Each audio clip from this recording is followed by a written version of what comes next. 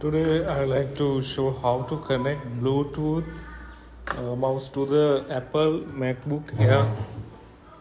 So first you can open system preferences, then you can see Bluetooth, click on it. If you are off the Bluetooth, you can on, click on here, then you can see the your device here.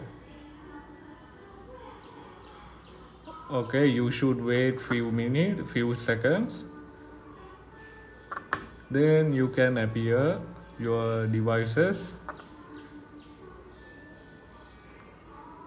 Okay, here BT mouse connect, and now mouse is connected to your Mac.